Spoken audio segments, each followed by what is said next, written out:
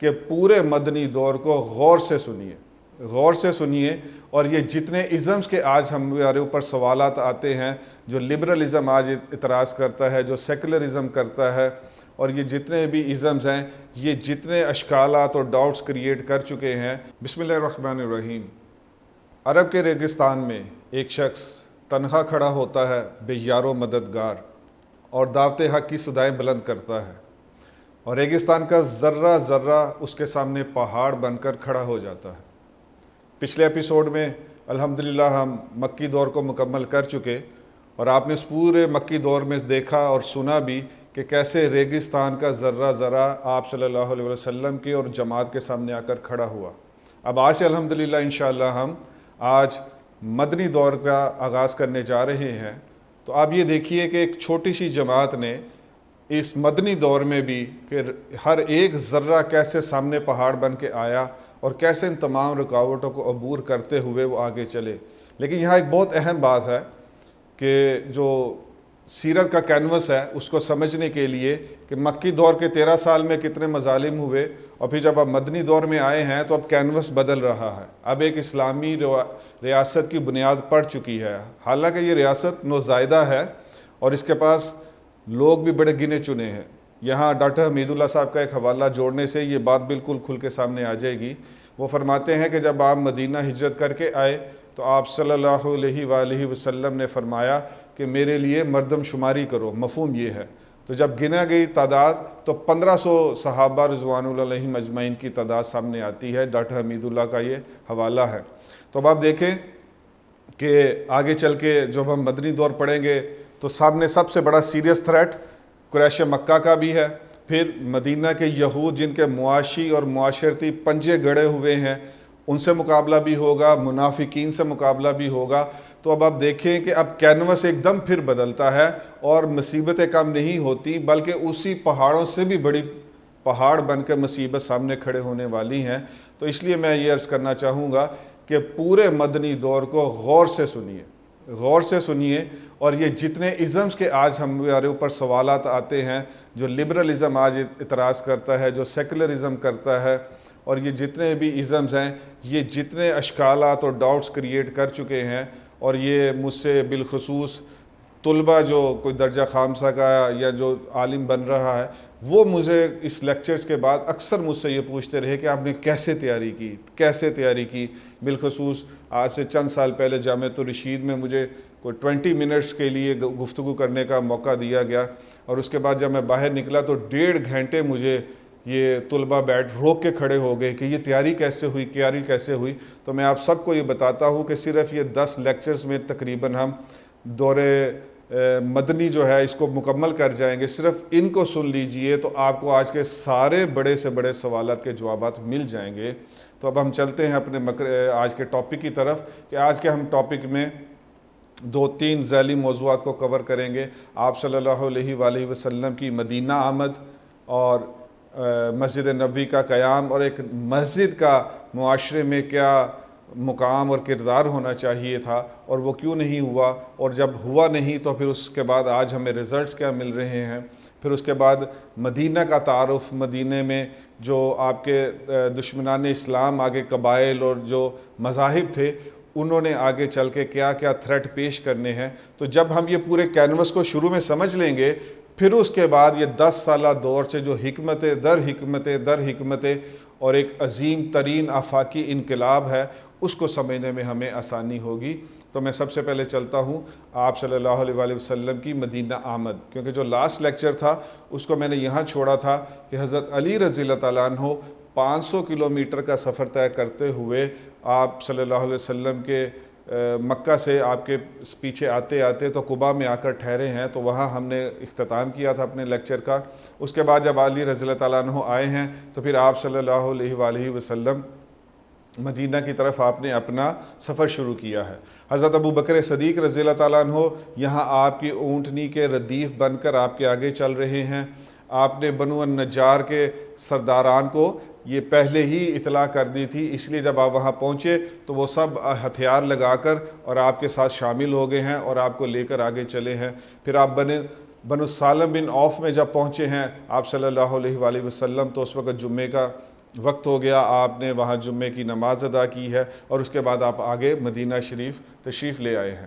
جب آپ مدینہ جا رہے ہیں تو اب راستے میں ہر سردار اور ہر قبیلے والے جمع ہو کر اور آپ کے اونٹنی کی کوئی مہار پکڑ رہا ہے، کوئی آپ کے قریب آ رہا ہے، ہر ایک کی سب سے بڑی خواہش یہی ہے کہ آپ صلی اللہ علیہ وآلہ وسلم ان کے ہاں مہمان بن جائے۔ اور آپ کو وہ مختلف قبائل کے سرداروں نے یہ پیشکش بھی کی کہ سب کچھ تیار ہے، آپ ضرور ہمارے ہاں، یہ ہمیں شرف بخشی، آپ ہمارے ہاں ٹھہر جائیے۔ تو آپ صلی اللہ علیہ وآلہ وسلم نے فرمایا کہ میری اونٹنی کی مہار چھوڑ دو، یہ اللہ کی طرف سے مامور ہے اور اس کو حکم ہے، یہ جہاں حکم کے مطابق ہوگا یہ وہاں رک جائے گی۔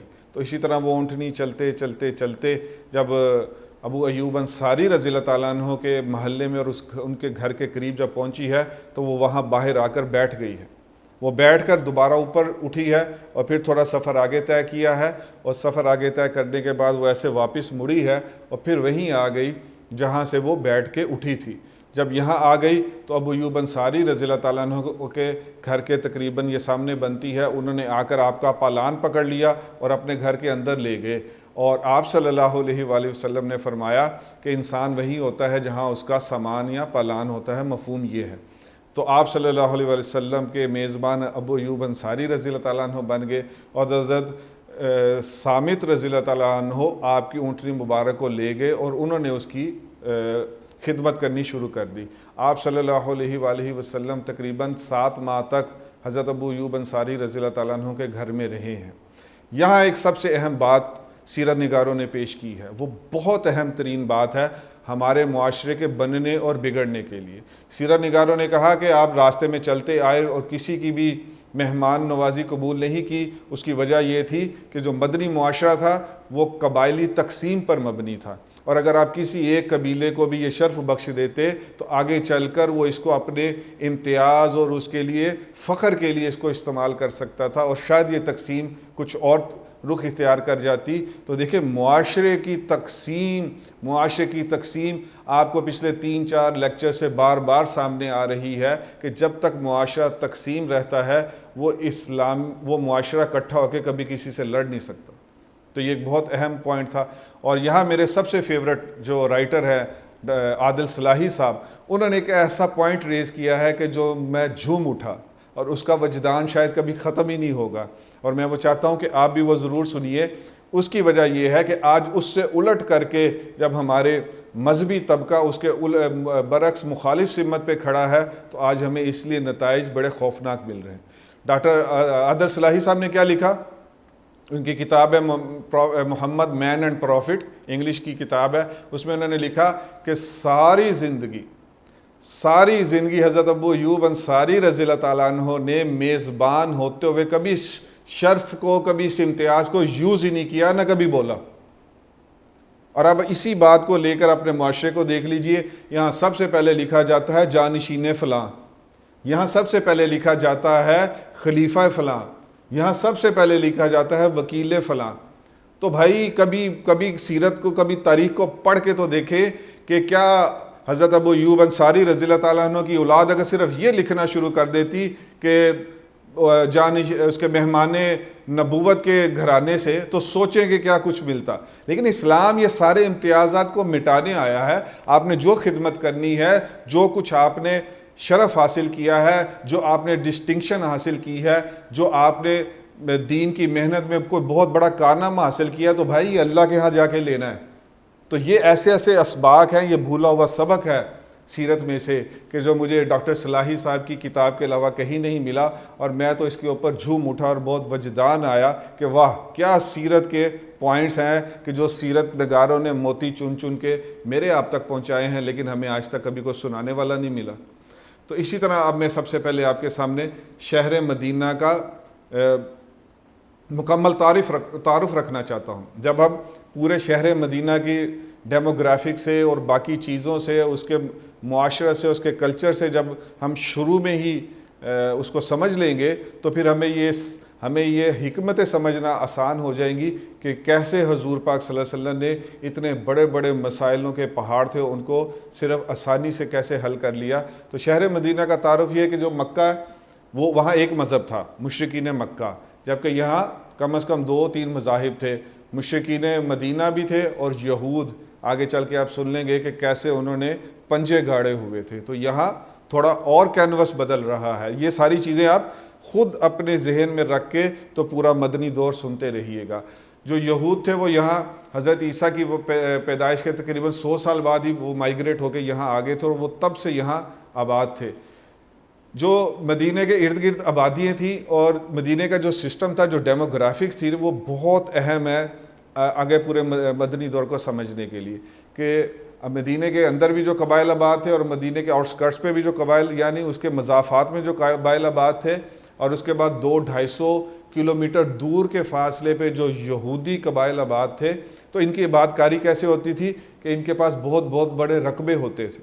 ہمارے جو پنجاب کے لوگ ہیں اس بات کو زیادہ جلدی ویژولائز کر لیں گے کہ جو ڈیرے ہوتے ہیں، جس مثال کے طور پر کسی شخص کی اگر زمین ہے اور وہ زمین اس کی کوئی سمجھ لیں کہ 40-50 مربع زمین ہے، اس میں کئی دیہات آ جائیں گے، تو اس طرح یہ ایک رقبہ ہوتا تھا یہودیوں کے پاس، اور وہ اس رقبے کے اندر ہی ان کے باغات ہوتے تھے، باؤنڈری وال ہوتی تھی، اور اس پہ اس کو وہ گھڑی کہہ سکتے ہیں آپ، یا عربی میں اس کو اطعام کہتے ہیں، یا اطعام اس طرح کا کوئی ورڈ ہے، چونکہ میری عربی تو بالکل زیرو ہے تو اس لیے آپ اس کو خود پڑھ لیجئے گا۔ تو بہرحال انہوں نے وہاں ایسے وہ قلعے بنائے ہوئے تھے۔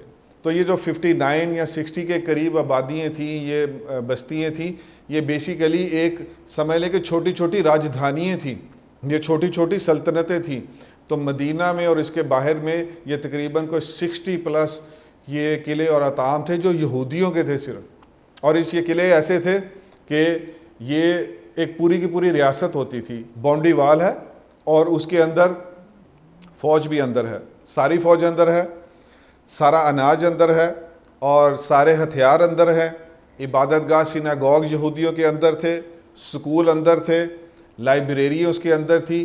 تو یہ ایک اندر پورا شہر ہوتا تھا۔ آپ آگے چل کے جب طائف میں دیکھیں گے تو آپ کو یہ بات اور زیادہ کھل جائے گی کہ اتنی دیر تک محاصرہ کرنے کے باوجود بھی وہاں کوئی فتح کے آثار نظر نہیں آئے، اور اس کے بعد اندر سے ایک یہودی آیا اور اس نے آ کر بتایا کہ ان کے پاس 1 سال تک کا اپنا سارا رسد اور خوراک جمع ہے، آپ ان کو ہلا نہیں سکتے، تو اس لیے محاصرہ اٹھا لیا گیا تھا۔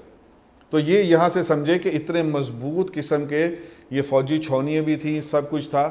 تو انہوں نے ہی آگے جا کے اسلام کو، ان یہودی جو قلعے تھے، انہوں نے آگے جا کے اسلام کو سب سے بڑا تھریٹ پیش کرنا ہے، اس لیے آپ اس کو پہلے سمجھ لیں۔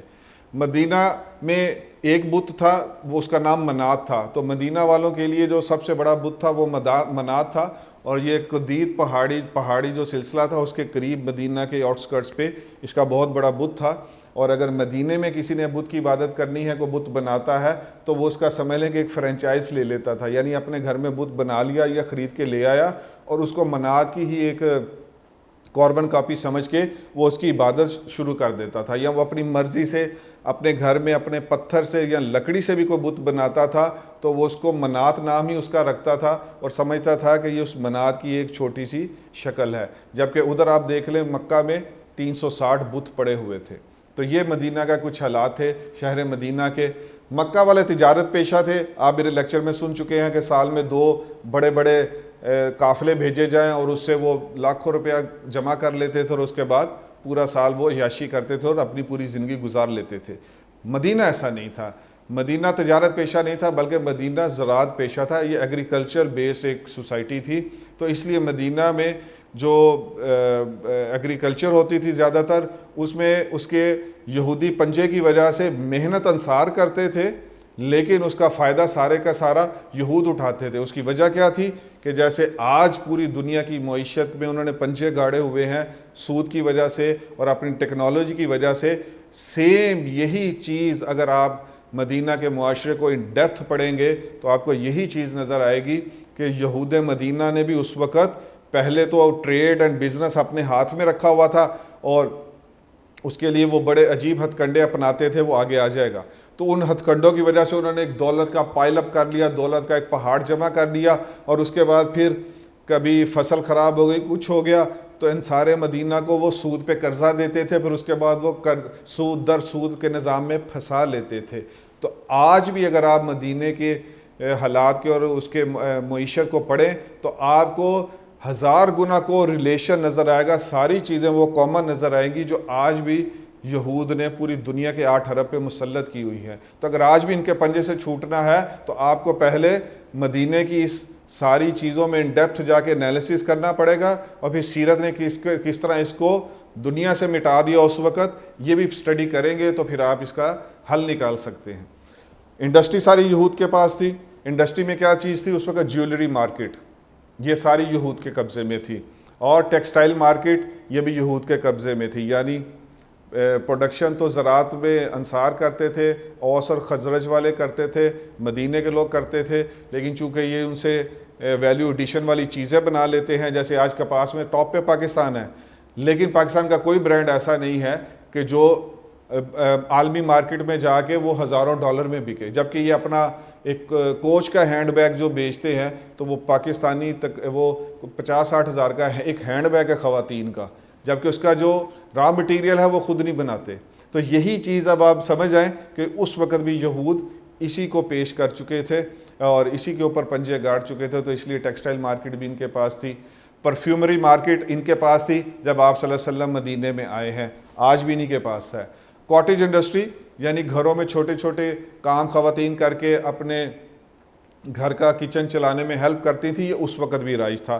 اس وقت کیا تھا؟ ویونگ تھی، یعنی ایک چرخے کے اوپر، ویونگ کا وہ والا کنسیپٹ تو نہیں ہو سکتا جو آج ہے، لیکن ایک چرخے کے اوپر وہ اس کو دھاگے کو بن کے تو وہ ویو کر کے تو اس سے آگے بیچ دیتی تھی۔ تو اس طرح یہ ویونگ انڈسٹری وہاں کی خواتین بھی اس کام میں تھی۔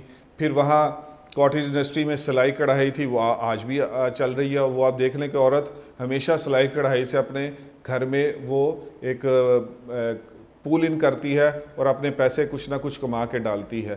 اسی طرح ڈائنگ تھی وہاں، اور وہ ڈائنگ اس طرح تھی کہ وہاں یہ جو کھال ہوتی ہے اس کی جانوروں کی، اس کی دباغت کا کام آپ سیرت میں اور حدیث میں بھی پڑھ سکتے ہیں۔ تو دباغت کا کام کر کے تو اس کو یوزیبل بنانا اور اس کے لیدر پروڈکٹس بنتی تھیں اس سے، یہ اس وقت کاٹیج انڈسٹری تھی کہ جو گھروں میں خواتین کرتی تھی۔ لیکن اس کی جتنی پروڈکٹس بنتی تھیں، وہ جو کچھ بنتا تھا وہ یہود اس سے سارا فائدہ اٹھاتا تھا۔ آج دیکھ لیں، آج بھی ایسا ہی ہے کہ میں تھر پارکر بھی گیا، کئی سالوں سے جا رہا ہوں، وہاں مجھے پتہ چلا کہ وہاں جو خواتین چیزیں بناتی ہیں اس کی مارکیٹ میں، امریکہ کی اور انٹرنیشنل مارکیٹ میں وہ ہزاروں ڈالر میں بکتی ہے، اور ان بیچاروں کو یہاں کچھ بھی نہیں پوچھتا۔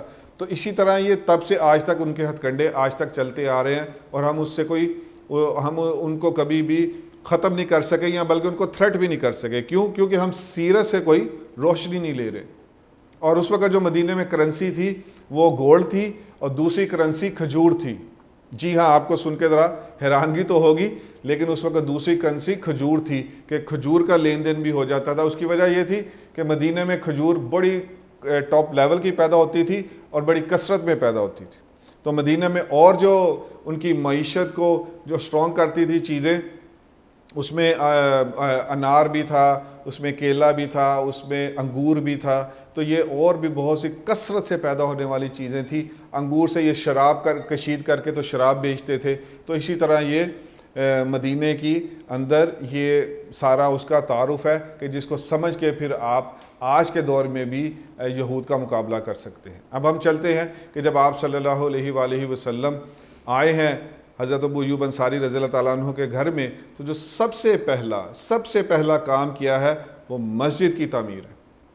دیکھ لیں اسلامی ریاست کی بنیاد کب پڑ گئی؟ جیسے ہی ہجرت شروع ہوئی، لیکن جیسے ہی اسلامی ریاست کی بنیاد پڑ رہی ہے تو قباء میں اترے ہیں تو پہلے مسجد، اور مدینہ شریف میں اترے ہیں تو پہلے مسجد۔ تو یہاں سے ہم نے جو مسجد کا کردار ختم کیا ہے اپنے معاشرے میں، اب تو زیرو ہے، اور یہ کبھی تب تک واپس نہیں آ سکتا جب تک مسجد کے ماتھے پہ لکھا ہوا ہے کہ یہ دیوبندی کی مسجد ہے، یہ بریلوی کی مسجد ہے، یہ اہل حدیث کی مسجد ہے۔ جب تک اس چیز کو عبور کر کے اور اس چیز کا حل نکال کے ہم اگلا سٹیپ نہیں اٹھاتے، آپ ساری محنتیں جو ہیں وہ کسی آپ کو کام کی نہیں نظر آئیں گی، وہ اتنی فروٹفل نہیں نظر آئیں گی کہ وہ امت کو کھڑا کر دیں۔ آپ یہاں سے میں نے یہاں سے پوائنٹ لیا کہ پہلی چیز مسجد ہے جو آپ صلی اللہ علیہ وسلم نے بنائی۔ قباء آتے خود شریک ہوئے ہیں، ہر کام خود کیا ہے آپ صلی اللہ علیہ وسلم نے، قباء میں بھی، اور ادھر بھی یہی معاملہ ہے کہ جیسے ہی اسلامی ریاست میں پہلا قدم لیا جا رہا ہے، پہلا سانس لیا جا رہا ہے، اس میں مسجد کا کردار سب سے ٹاپ پہ ہے۔ اور یہیں سے پوائنٹ نکال لیجئے کہ میں اور آپ اور ہمارا معاشرہ پاکستان اور یہ 50 ملکوں میں کیا مسجد کا یہ کردار ہے؟ وہ تو بالکل زیرو کیا ہے۔ تو اب آپ خود سنیے، اب میں آپ کو مسجد کے کردار کے اوپر اگلے چند منٹس میں بتانے لگا ہوں کہ جب تک سیرت سے نکال کر یہ مسجد کا کردار واپس اس معاشرے میں اس کو رائج نہیں کیا جاتا، ہم اپنے رزلٹس حاصل نہیں کر سکتے۔ آپ صلی اللہ علیہ وآلہ وسلم نے کمال بات لکھی ہے سیرت نگاروں نے، جتنا سخت کام صحابہ رضوان اللہ علیہم اجمعین نے کیا، اتنا ہی سخت کام آپ صلی اللہ علیہ وسلم نے کیا۔ میری سیرت کی پوری سیرت کو آپ سن لیجئے، جتنی بھی اس کی ایپیسوڈز بنیں گی، 2-3 چیزیں آپ کو ہر جگہ ملیں گی، کیونکہ یہ سیرت کا خلاصہ ہے، یہ سیرت کی روح ہے، جان ہے۔ پہلی چیز کہ امتیاز کوئی نہیں ہے، آپ صلی اللہ علیہ وسلم نے امتیاز کو ختم کیا، کلاس لیس سوسائٹی بنائی، اور یہ آج ہمارے یہاں ایک تفریق ہے کہ مذہبی طبقے کا جو ٹاپ ہے وہ کہیں اور ہوتا ہے اور ہم کہیں اور ہوتے ہیں، اور ہم ان سے کبھی مل ہی نہیں پاتے۔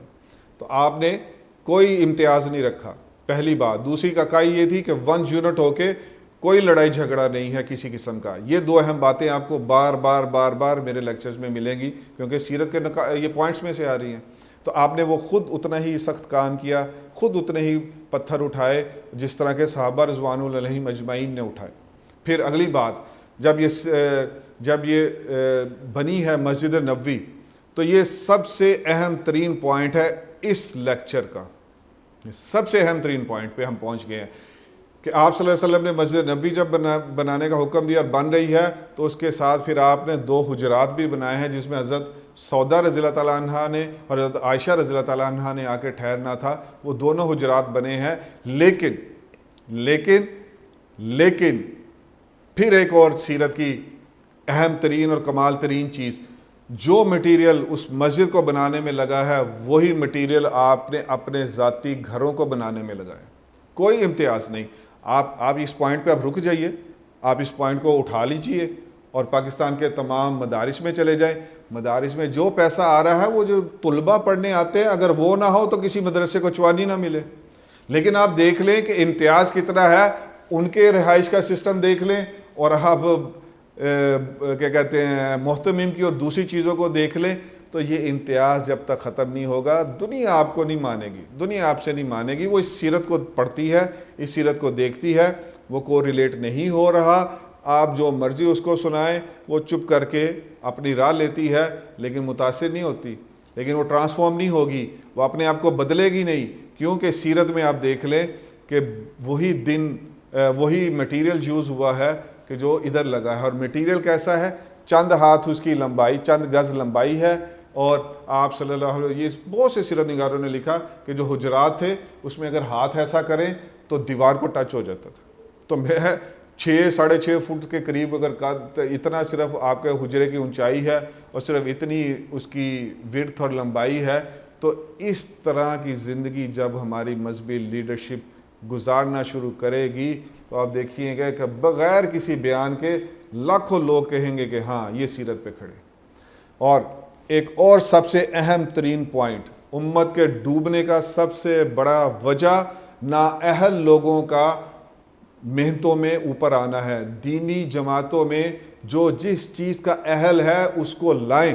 جو میڈیا ہے اس کو اللہ کا واسطہ دیتا ہوں کہ جو میڈیا ہے اس میں مفتی نہیں چل سکتا، اس میں کوئی دنیا نیوز کا، کوئی جیو نیوز کا، کئی لوگ ایسے ہیں کہ جنہوں نے چھوڑا اور بعد میں اس کو، یا ریٹائرڈ لوگ ہیں اور اب اپنی اور بڑی اچھی دیندار زندگی گزار رہے ہیں، ان کو لا کے بٹھائیں یہاں، یہ ان کی فیلڈ ہے۔ کیسے، کہاں سے نقطہ لایا ہوں یہ سن لیجئے۔ جب مسجد نبوی کے لیے یہ مٹی کا لیپ بن رہا ہے تو کئی صحابہ رضوان اللہ علیہم اجمعین وہ مٹی کے اوپر پانی ڈال کے اور اس کے اوپر پاؤں سے اس کو گوندھ رہے ہیں۔ ایک صحابی رسول ہے حضرت طلق بن حنفی یمامی رضی اللہ تعالیٰ عنہ، آپ صلی اللہ علیہ وسلم نے جب ان کو دیکھا تو دیکھا کہ بھئی یہ اس کام کا ماسٹر لگ رہے ہیں اور یہ بڑے کمال طریقے سے مٹی کو گوندھ رہے ہیں۔ آپ صلی اللہ علیہ وسلم نے 2-3 روایات میں مختلف الفاظ ہیں، آپ نے فرمایا، ایک میں فرمایا کہ یہ ان کے لیے چھوڑ دو، یہ کام یہی کریں گے، اور دوسری روایت میں آپ نے فرمایا کہ یہ بہت اچھا یہ گوندھ رہے ہیں، انہی کو دے دو۔ تو یہاں سے سیرت نگاروں ایک سیرت نگار نے یہ پوائنٹ ریز کیا ہے کہ آپ صلی اللہ علیہ وسلم کی پوری سیرہ مبارکہ کو اٹھا لیجئے، ماسٹر آف دا ٹریڈ کو ہی کام کرنے کے لیے ذمہ داری دی گئی.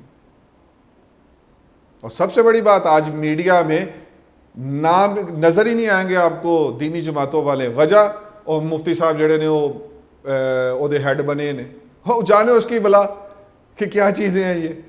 تو بہرحال یہ سیرت سے جب ہٹے ہیں ہم، تو پھر ہمیں ہر شعبے میں اور ہر طبقے میں ہم نیچے نیچے نیچے اور ڈاؤن ہی گئے ہیں. شہر مدینہ میں مسجد کی اہمیت کیا ہے؟ مسجد نبوی کی پہلا سانس ہے اسلامی ریاست کا، اور مسجد بنا کے آپ صلی اللہ علیہ وسلم نے دکھا دیا کہ مسجد عبادت کا مرکز ہے. وہاں بھی عبادت ہوتی تھی. مسجد سیاست کا مرکز ہے. ساری سیاسیات مسجد نبوی سے چلی. مرکز امور خارجہ اور امور داخلہ ان دونوں کا مرکز بنا.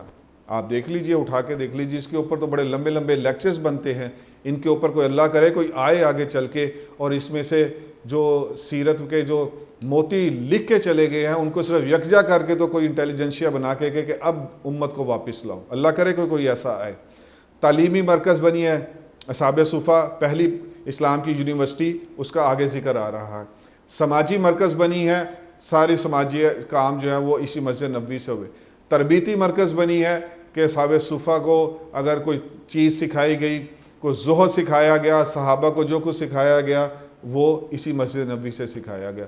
اور سب سے بڑھ کے ایک سیرت نگار نے لکھا کہ تمام قائدین یہیں سے ملے. تمام خلفائے راشدین کی جو تربیت ہوئی ہے وہ اسی مسجد نبوی میں ہی ہوئی ہے. تو اس مسجد نبوی کے کردار اور مسلمانوں میں مسجد کے کردار کے بارے میں آخری بات میں ڈاکٹر عادل صلاحی صاحب کی لایا ہوں، اور اسی پہ میں اس ذیلی موضوع کا اختتام کرتا ہوں. ڈاکٹر عادل صلاحی صاحب نے لکھا ہے اپنی کتاب میں، But when Marxists lost their basic role in the life of Muslim community، یعنی کہ مسلمان معاشرے میں جب مسجد نے اپنا بنیادی کردار کھویا ہے تو پھر کیا ہوا؟ They became huge، یعنی اپنا کردار تو وہ کھو گئی لیکن وہ بہت بڑی بڑی بنتی گئی. میگنیفیشنٹ، اتنی کمال بننا شروع ہو گئی کہ آنکھیں انسان کی چندھیا جائے. Edifices which could give only meager results، اور ان کو اس طرح سجایا، سجاوٹ در سجاوٹ اس طرح سجایا جانا شروع کیا گیا کہ انہوں نے میگر یعنی انتہائی کم ریزلٹس دینا شروع کیے. تو یہی بہترین بات مجھے لگی، اس لیے میں اس کے اوپر اس بات کا اختتام کر رہا ہوں. اگلے ٹاپک کی طرف چلتے ہیں کہ آپ صلی اللہ علیہ وآلہ وسلم جب مدینہ آئے ہیں تو پھر وہ جو ذرہ ذرہ ایک پہاڑ بن کے سامنے آیا ہے، تو اس کو مختلف سیرت نگاروں نے مختلف اینگل سے بیان کیا ہے. لیکن میں یہاں جو اختصار کے ساتھ جس نے پیش کی ہے اس چیز کو، وہ ہیں ڈاکٹر نصیر احمد ناصر صاحب، پیغمبر اعظم و آخر ان کی کتاب ہے. تو میں انہوں نے وہاں کہا کہ 3 ایسے مسائل تھے کہ جو پہاڑوں سے بھی بڑے آپ کے سامنے اور فوری آ کے آپ کے سامنے کھڑے ہو گئے. اور اس میں نے ایک اور پرابلم کو ایڈ کیا، تو میں 4 مسائل کو آپ کے سامنے پیش کرنے لگا ہوں، اور اس کو ذرا غور سے سنیے گا. یہ ساری کی ساری چیزیں آج امت سے کو ریلیٹ ہوتی ہیں. پہلا انہوں نے کہا مسئلہ معاشی یا مہاجرین کی بحالی کا مسئلہ. اور آپ خود سوچیں کہ ایک اتنا بڑا انفلکس آیا ہے، ایک آبادی آئی ہے ایک مدینہ میں، اور وہ لوٹے پوٹے آئے ہیں، اور یہ جو آبادی ہے اس کے پاس ریسورسز تو وہی رہیں گے نا، ریسورسز تو ڈبل نہیں ہو گئے نیکسٹ ڈے، لیکن اس کے یوزیج ڈبل ہو گیا ہے. تو یہ ایک اتنا بڑا مسئلہ ہے کہ اگر آپ اس کو صرف تھوڑا سا سوچیں تو یہ آج کی دنیا بھی اس مسئلے کو حل نہیں کر پاتی، حالانکہ وہ اتنی جدت کے ساتھ اپنی ساری ٹیکنالوجی کے ساتھ اس مسئلے کو حل کرنے کی کوشش کرتے. تو انسان کھائے پیے گا اور اپنی زندگی بسر کرے گا تو پھر وہ اپنے مشن پہ چلے گا. تو اس لیے صحابہ رضوان اللہ علیہم اجمعین جو مہاجر آئے ہیں اور ادھر آ کے اس آبادی میں جو ایک مہاجرین کا مسئلہ اس کو کیسے حل کیا، اس کو ہم دیکھنے کی کوشش کریں گے آج. دوسرا جو سب سے بڑا مسئلہ تھا کہ وہ سیاسی مسئلہ، کہ یہود اور مشرکین نے اور جو دیگر قبائل ہیں انہوں نے جو آگے چل کے آپ کے سامنے سیاسی مسئلہ کھڑا کرنا ہے، تو وہ بھی آپ صلی اللہ علیہ وسلم نے کیسے حل کیا کہ اس میں سے ایک سیکنڈ کے لیے بھی کوئی اس میں رول بیک نہیں ہونا پڑا. مسلمانوں کی ایک جو گروتھ کی سپیڈ تھی. اور تیسرا مسئلہ جو تھا وہ عسکری مسئلہ تھا. یہ تو بیان کرنا بہت آسان ہے کہ تمام کے تمام غزوات اور تمام کے تمام سرایا یہ ٹوٹل جو 80+ مل کے بنتے ہیں. اب اگلے 10 جو سالہ دور مدنی ہے اس میں آپ یہ روز سنیں گے تو اس لیے یہ عسکری مسئلہ یہ سب مسئلوں سے بھی بڑھ کے اوپر پہاڑ کی طرح سامنے آیا.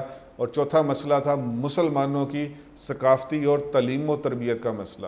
میں اس مدینے کے جو اسلامی معاشرے کا خاکہ ہے اس پہ پہلے گفتگو کر دیتا ہوں کہ سیرت نگاروں نے لکھا کہ ریاست مدینہ بنتی کیسے ہے.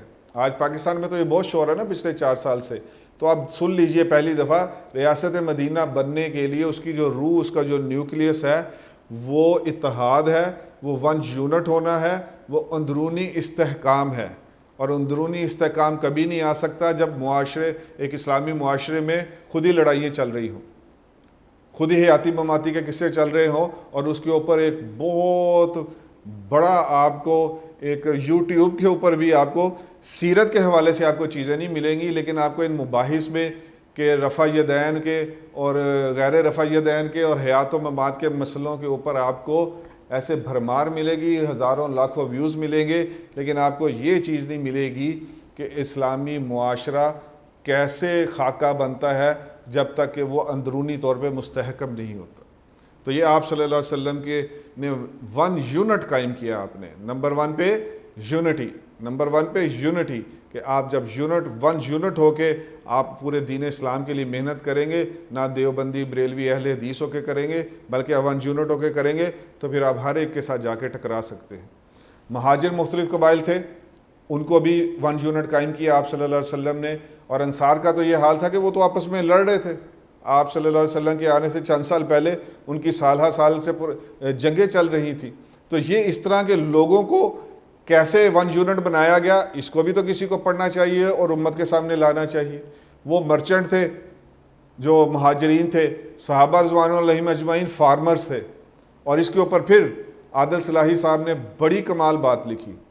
انہوں نے کہا کہ یہ طبیعتوں کے اور اپنی معیشت کے اور اپنے کاروبار کے یہ ساری چیزوں کے درمیان میں کوئی کامنالٹی نہیں ہے, بلکہ وہ مرچنٹ ہیں, یہ فارمرز ہیں. وہ کچھ اور اس کے معاشرے کے مزاج کے عادی ہیں, یہ کچھ اور معاشرے و مزاج کے عادی ہیں. لائف سٹائل بھی دونوں کا بہت ڈیفرنٹ ہے. لیکن ڈاکٹر عادل صلاحی صاحب کہتے ہیں کہ سنیے, a great deal of adjustment had to be made. یعنی یہ دو مختلف مہاجر اور انصار کے لائف سٹائلز کو جب ملانا ہے تو آپس میں کوئی فرکشن نہ آئے, آپس میں کوئی ایسے رگڑ نہ آئے. یہ لکھا انہوں نے انگلش میں کہ یہ رگڑ نہ آئے اس اسلامی معاشرے میں. اس کے لیے great deal of adjustment had to be made in order to reduce potential friction to a minimum. اور قربان جاؤں آپ صلی اللہ علیہ وسلم کی سیرت کے کہ آپ نے منیمم تک نہیں بلکہ اس کو ختم ہی کر دیا. تو یہ ہے وہ سیرت کی چیزیں, وہ پوائنٹس جس کو آج ہمیں سب سے زیادہ بولنا چاہیے, بولنا چاہیے, بولنا چاہیے. پھر جا کے یہ معاشرہ جو ہے وہ سوچے گا, اور پھر جا کے یہ معاشرہ کبھی اس سیرت کی ان چیزوں کو نکالنے کے لیے کوئی انٹیلیجنشیا قائم کرے گا, اور پھر جا کے یہ اپنا سفر شروع کرے گا.